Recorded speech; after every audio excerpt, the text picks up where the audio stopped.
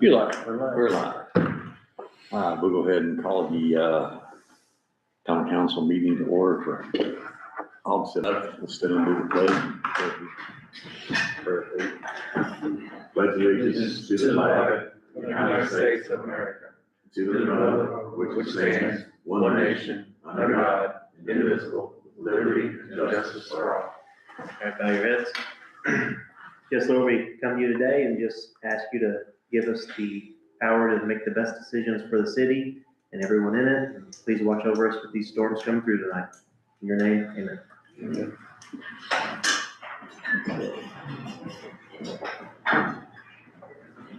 We'll just go through public comment, or if you want to go to public comment. Do you have anything? No, I'm here to give Roger and Mr. Hurd. Okay. So the city is looking into a stormwater department. The reason for this is, one, to give the city a review process for when plans come to the table. We can start reviewing for stormwater runoff, make sure they're meeting the city standards. As well as it has been, to receive grants and stuff, it's always better if the city is showing initiative to working on existing stormwater infrastructure as well. So with this stormwater department, it will include an oversight and management policy, as well as a stormwater fee. I'll kind of back up to explain how the fee is determined. So with a stormwater fee, each single family residential unit is considered one EDU or ERU. And for each, so we took 200 single family homes in the city and measured their impervious area. So the driveway, the roof, the buildings, anything that's, concrete, pavement, something on their property, roofs. And we got that average square footage for those 200 units. So once we got the average, which I think came out to be 2,800 square feet for the city of Austin, that is one single family unit, one EDU. Each single family home will pay one EDU for that rate for the month. That's their stormwater fee. However, for commercial or industrial, they will pay whatever square footage they have on their property divided by that 2,800 square feet. That is the multiplier for their fee. And that's kind of how the fee comes about. I've sent to you guys, and I think Chris passed it out to you all, kind of the breakdown of what that fee would look like for the city at different rates. But overall, the total goal of this is to give the city some oversight and review process of stormwater, fix some existing stormwater infrastructure, because I know we have a list of culverts, roadside ditches, or existing pipes that need some upgrades, and that has to come from somewhere in the budget. As well as this would allow, continued improvements to the system. So that's kind of the background of what the stormwater department is and the fee process.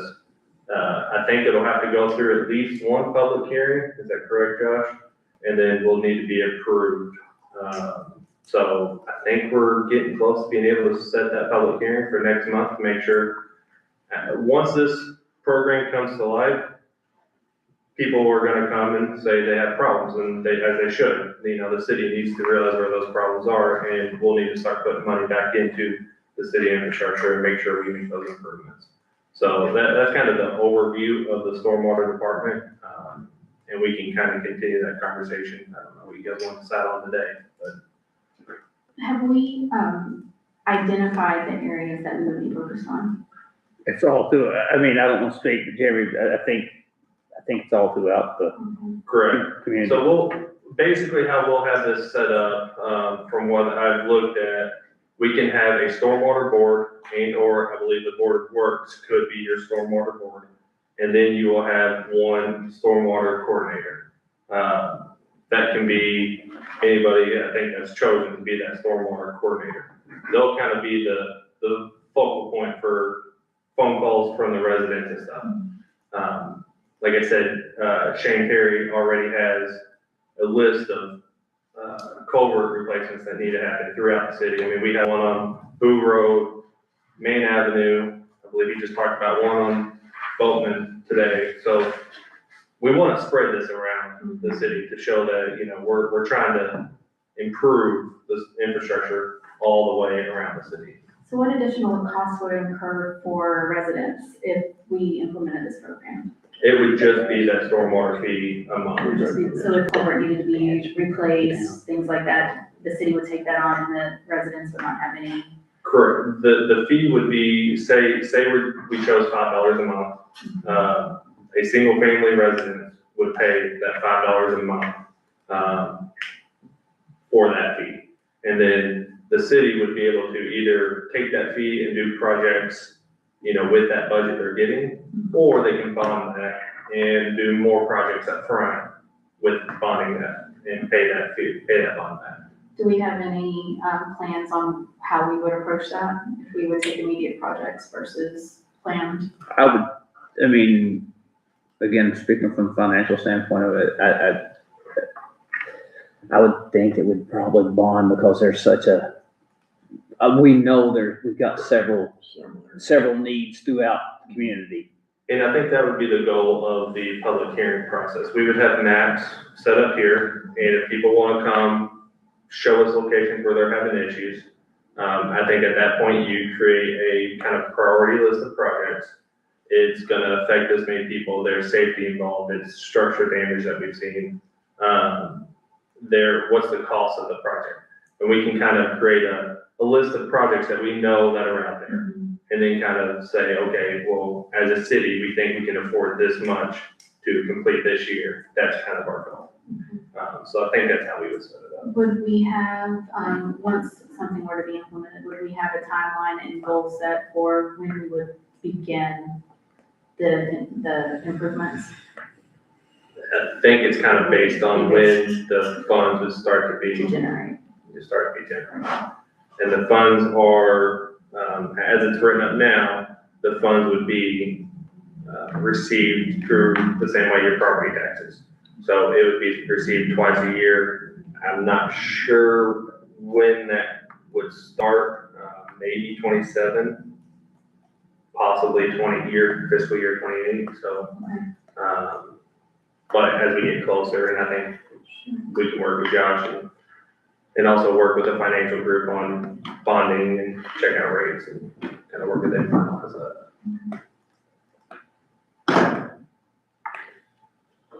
Well, as we all know, we've got stormwater going into our sewer lines now, and that's, so we defer that water, and we've had that problem forever. But we're trying to address that issue as well. There'll be a way to defer some of that stormwater out of the sewer lines to help us, because we're treating that at the plant. No matter how you look at it, we're treating it's cost us money. I would almost recommend, instead of us waiting for folks to identify whether they have issues, that we take a proactive approach and identify them ourselves, because I could say, on my side of town, I could probably. I think There's that's what we're a saying. large list. There's a large list, but we also have, and I don't think I sent it out, Revs. We had them, we walked the creek from Audrey and Linden all the way over to past Mac Drive. And they've got a whole list of, I mean, that's just one thing. They got a whole list of recommendations. And as we know, that's a large collection basin for a lot of our stormwater. And an example I'll use is Main Avenue, that culvert there. The one that goes between that and Audrey. The one, Linden. on Man, right there on Man Avenue. The roadway is kind of given out due to the deterioration of that culvert. The cost estimates I've seen for that culvert replacement are $150,000. And that is just the construction work for that. It's not a cheap project, and that's kind of where, and we're gonna hopefully use community crossing money for that. But even then, you're still having to pay 20%, 80-20 grant. So the goal is to create a fund to help push those projects forward. There's a smaller culvert, on Boo Road that maybe the city can tackle if we actually had those funds available now. And Shane and his guys can go over there and afford to do that project right So now. we would be doing more of the public, the culverts that are under public roadways rather than residential at the time. We would not be able to get onto private property with this work. We would stay within public property. So residential culverts that lead into public roadways would not be covered in this. Depends on what if there is off-site flow coming through a property, then we'll need to tackle it. So say you have flow, stormwater on your roadway that is going into your property, that's an issue. That is off-site stormwater going into a private homes, that should not happen. So we'll tackle it then, but if it is just a culvert in your driveway, That's going in. that is backed up and old, no, that's yours. Now, it depends on whether if it's in the right of way or not, but still, if it's farther back in your property, no, that is not a project we would tackle. Okay.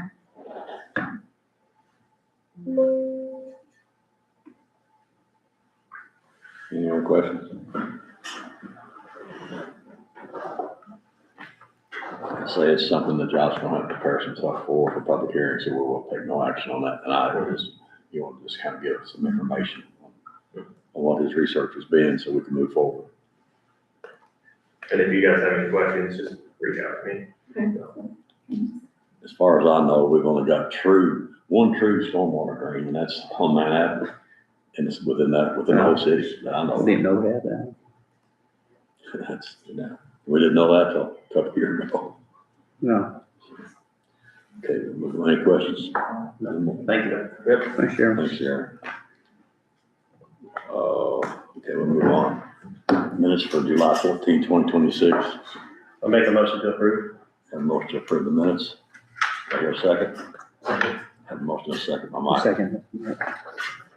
All in favor? Aye. Opposed? Motion carries. Next will be the claims, July 14, 2026 through August 11, 2026. Motion to approve. Motion, I'll second. have a second by Brandon. All in favor? Aye. Opposed? Motion carries. Okay, old business. Councilman, got any old business? Just the North Dowling, they're gonna do lines in 2 weeks. Oh, cool. Jeremy That's told us. good. Good to hear. We was hoping to have it done before now, but they're backed up. So, Yeah, trying to get it done before today. and that's pretty expensive lines, but we gotta do it. Yeah, well, they're going to, that part of that is going in there, blasting that concrete so it stays longer. It's not just gonna chip away right when Oh, it so they're gonna blast that concrete and then they're putting in turning arrows, stop bars, and they use center divider lane at the entrance there off 256. That'll probably help with some of the People going a little too far on the left while somebody's trying to turn in, my so. son, as he got ready to drive. Thanks for bringing that up, Joe. I made a note. You what? I had a note. Had a note, that's good. Any other old business? Okay, moving right along. New business, new business. We got a couple of resolutions. Yeah, I got a couple, next month, public hearing set for budget. The following, our normal council meeting for, approval of the budget. It avoids, fall break. The date does, I think it's the second Tuesday, it avoids fall break, so I just want to make sure that everybody's aware Joe can't vote on the budget, so I need at least 3 of you here. So, That's the next meeting? no, the next meeting is the public hearing for the budget, so I just wanted, before I post that everywhere, I just want to make sure that's good with you guys. And then, October will be the budget.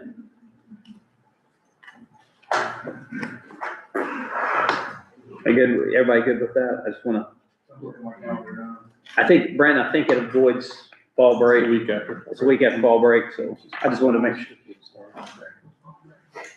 We should be able to Remember, schedule first one it. was passed in second, third reading. So we get one more. As long as there's no no's. Yeah. Anything else? I was just gonna say, even though I know that this isn't occurring right now, or I don't know of any conversations or anything, but just kind of give you guys a heads up.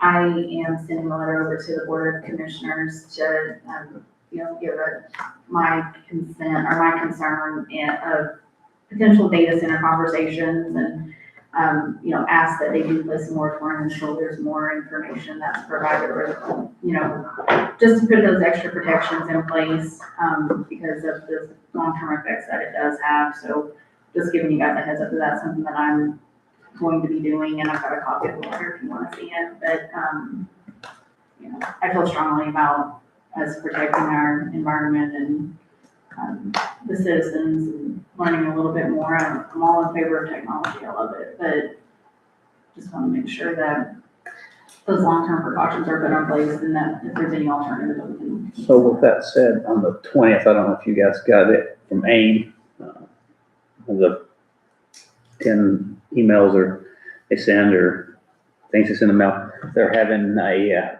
I believe it's the 20th, in Fishers, data center meeting about, so. Yeah, I would highly recommend anyone. The only thing I would say on that is the Indiana law, federal law is clear that a moratorium to be valid has to go through the same process as a zoning law amendment.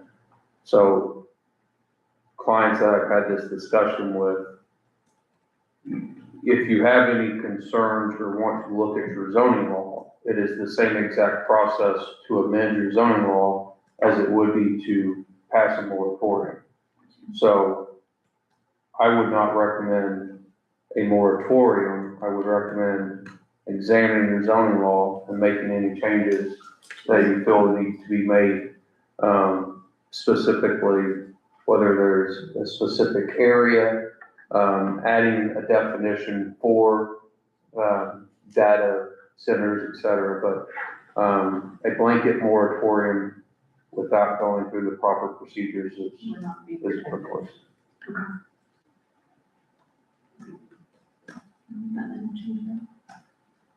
I've had a few things. North Railroad Street. You know where that telephone pole is right to the edge of the road? There's a house there. They park on it. Right here. Yeah, right up here. Mm-hmm. I had to get in the grass the other day to get through there. And it's a one-way.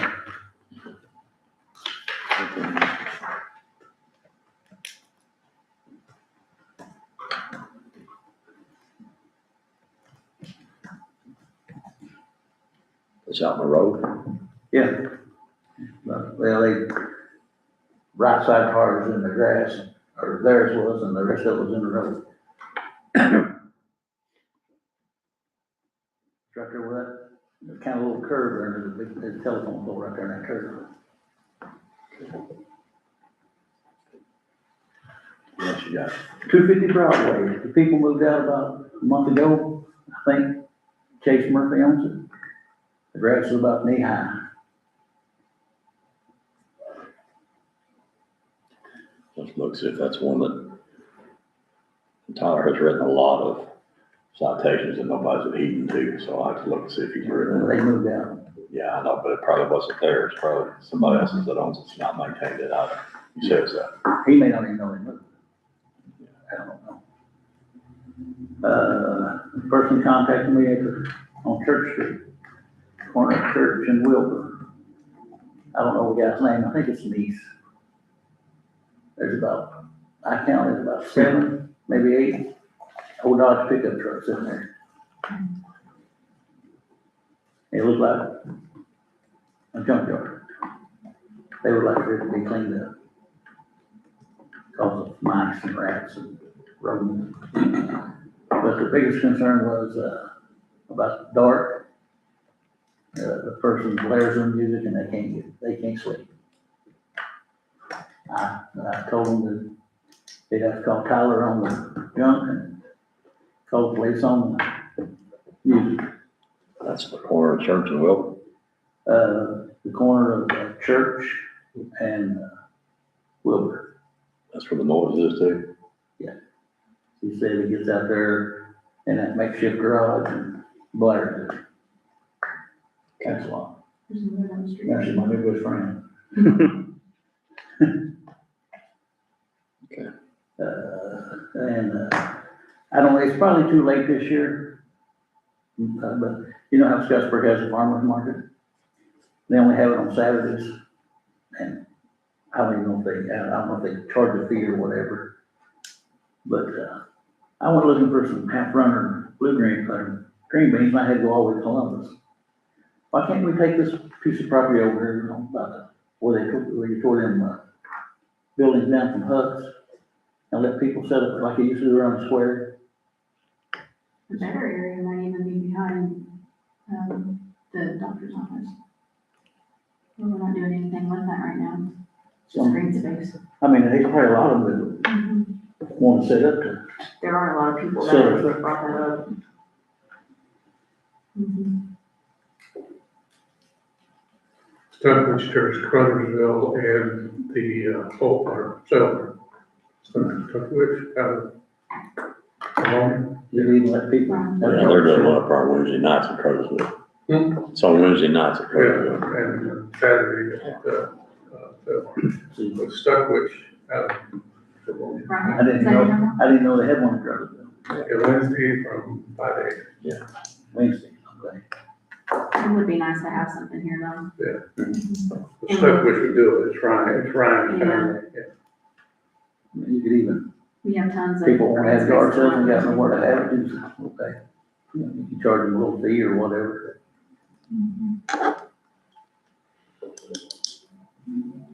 That's all I got. space. I was gonna mention too, there's the green space on between Kelly Drive and East Street, right there. I believe that's just public green space. We might wanna look into doing something with the beautification over there, whether it be some just plants like evergreen or some flowers, but it might be a good space, especially being from across from the school. So what's the street? Between East and Kelly Drive. But the Gresham High School. Yeah, it's a really small space, but I noticed the Yeah, other day it was I think they kind went over and had to mow that. We just mowed, it's like the area we just Yes. had to mow yesterday. Yeah, yeah. the area they mowed yesterday. It's kind of like state area. Yeah, I think it's state right away. Stay right away.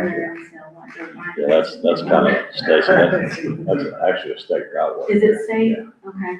We did mow it because they never do. Yeah, I noticed. Property owners were taking care of, pardon? Send them a bill.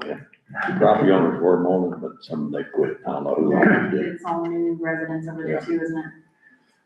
Okay. If there's any way we can do anything with it. Anything else? We'll jump into these resolutions then. We don't have anything else. You got something? Resolution 20-26-05, transferring certain real property from the city of Austin to, Austin Redevelopment Commission. That's a couple of parcels that we have. that We talked about in the ARC meeting. You got those addresses here somewhere? I've got them right here. 551. Yeah, one of them is, well, I'm gonna get most of the jobs to do, so 550 North and then 147 South Fifth Street. So we need to make a motion to transfer those properties to ARC. I'll make a motion. I'll second. Have a motion and a second, all in favor? Opposed? Motion carries. Next one will be resolution 2026-06, authorizing the pooling of city cash deposits for investing and deposit purposes while maintaining separate fund accounts. You wanna elaborate on that? We are in the process of switching over to, starting next week, to our new software. And they make a recommendation that we pool, you look at it, it don't make sense, we get a better, interest rate, more money, all in one account. So everything's still separated by funds, it's just all in one bank account now.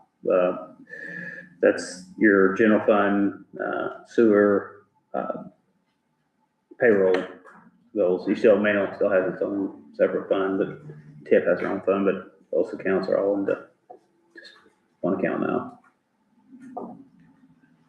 Are you good with that? That's how you want it? Yeah. I'll make a motion. Second. Have a motion and a second, all in favor?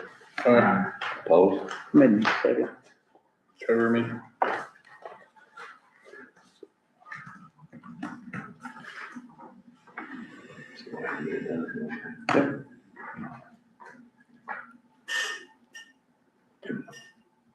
Motion, you, Motion, okay.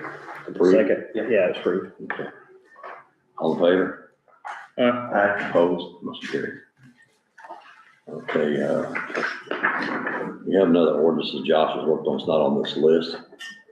But, to add another member to the Parks Board. Apparently we can add one that's a voting member from the school corporation. But you want to talk about that a little bit? Yeah, so after the Board of Works meeting, Ishmael approached the mayor and I was bringing up some concerns and the ability that it might help the board, Parks Board, if they had a fifth member, help them with quorum, if there was a tie, et cetera, that they would make some sense. It also would give the school board a voice on the board. Under state statute, the Parks Board is made of 4 appointments by the mayor. One of the options under state statute is that we can add by ordinance a fifth member, and then that member is to be selected by the school corporation, by the school board. Maybe a member of the governing board, or it can be an individual who resides within the school corporation.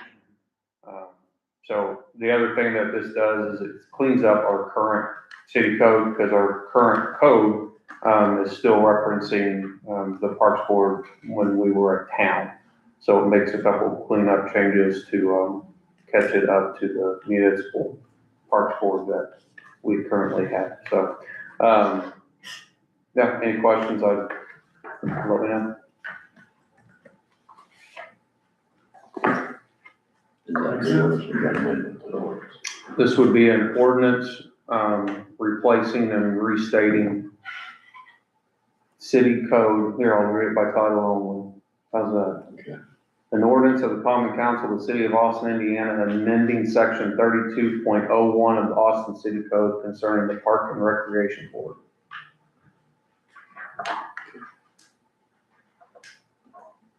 Motion. A motion on the floor by Brandon, Stacy seconds, all in favor? Opposed?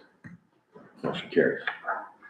There's no fines or fees or anything like this. I don't see any reason if you guys want to suspend and move forward with second, third reading, and be fine. Make a motion to suspend. Second. A motion and second, all in favor? Motion to pass on second and third. Perfect. Okay, I'll second. Have a motion and second by Stacy. All in favor? Aye. Opposed? Motion carries. You don't have to do that in order to do. Should you go like this? I think so. No, there's just resolution. I definitely want to thank you all for this, because the current situation has created a few struggles that I really think this will help out.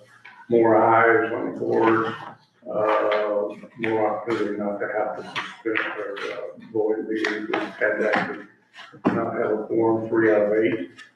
And it helps with an odd number's always better than even number of things. So I think it really help things out. Thank you. And I have another thing on our new business. We have tomorrow, we have to register for the AIM Summit. I know that I and Chris have gone to that the last few times we've had it. Chris and Joe and Trevor has gone. If y'all want to go, you're more than welcome to. I just need to know, because I've got to register by tomorrow.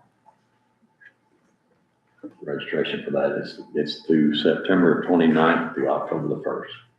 So we usually get a couple of rooms, get some rooms over there for the 2 nights anyway. And what days?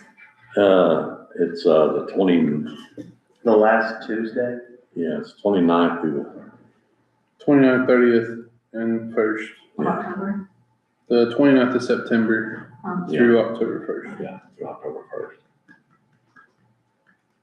But registration's open tomorrow, and we gotta be Johnny on the spot to dial, because it's hectic to get rooms. Learn a lot about the Senate roll like one. It'll be there, that and That's all that's, What is it? the Senate roll like one. Senate roll, and they'll be proud on us. Oh, yeah, yeah. It'll be a good one. But just let me know by tomorrow, before noon, if you do wanna go and get your, I'm glad Roger brought that up.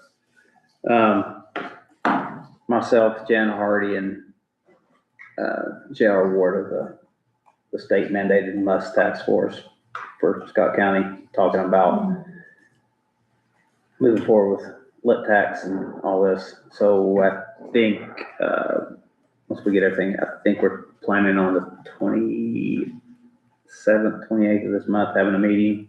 Thanks for in Scottsburg. I'm gonna send out to all the councils, mayors, taxing and, fire departments, library board, if you can make it, just, we're the voting members. This year, we're hoping to have it done in 3 meetings, kind of a recommendation. Next year, nothing happens.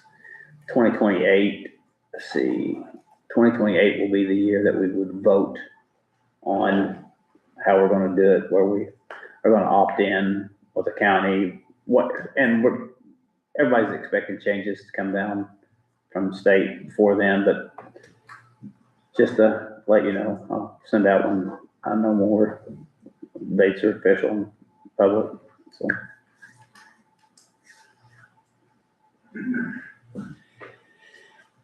That's all I have. Alice, anything else?